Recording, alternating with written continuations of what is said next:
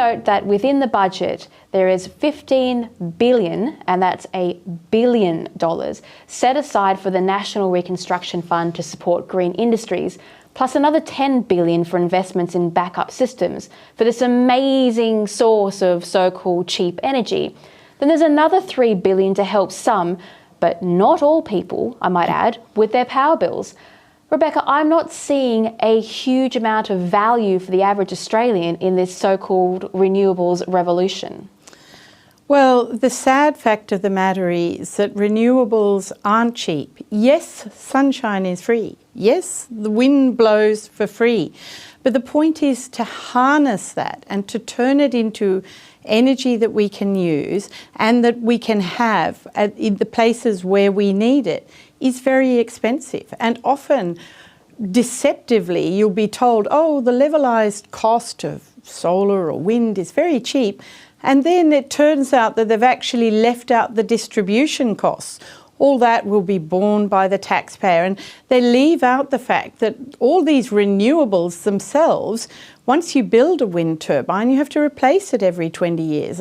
Solar panels sometimes don't even last that long. You know, there's an enormous cost. And as for disposing of wind turbines, you know, these huge blades go into landfill. You know, they can't be recycled. So there's a very dirty, ugly side to this so-called green revolution. Well, they very sneakily call that repowering, when what they really mean is tearing it all down and putting it back up again.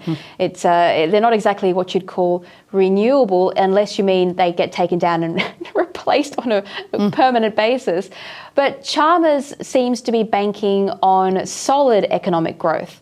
But for those who actually live in the real world, that is outside the Canberra bubble, and they walk around the nation's shopping centres, they will see that the retail and hospitality industry is still in a steady state of collapse following the catastrophic impact of COVID lockdowns.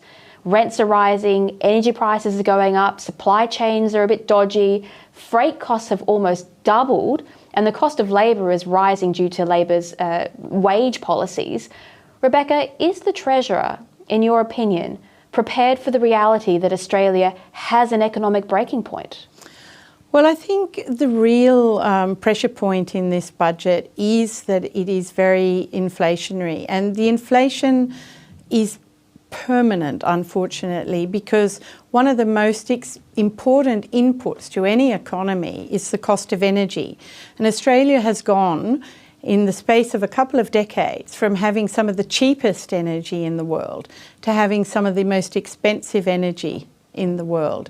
And that's very sad. That is baked in to renewable energy. That's why you need the endless subsidies, and you need to back it up. You're backing it up with batteries. Batteries are very expensive, and on it goes. And then, you know, there's also been the creation of various energies to distribute all this largesse. So that's more public servants. Well, that all adds to the cost of energy, even if it isn't reflected in your bills. Your energy bills are going up, but your taxes will also have to go up. And what we're seeing is a big increase. I mean, from 24% to over 26% in a couple of years in the government spending. Now, that might not sound like a lot, but it makes a difference, and it puts upward pressure again on interest rates. I mean, I don't think we should be too gloomy on the one hand, because the reality is that while a lot of other parts of the world are really struggling, we have been blessed with these resources. And I think Labor, you know, unlike the Greens, will try to sort of keep on benefiting for some time yet from renewable energy, from fossil fuels and those exports. I mean, the crazy thing is we sell all this stuff to the rest of the world, and particularly, you know, to China, but to everywhere. And yet we're sort of saying, no, we can't possibly use it. I mean, China is adding in coal-fired power each year, in the last couple of years it's been projected, around about the same amount as the total coal-fired power produced in Australia.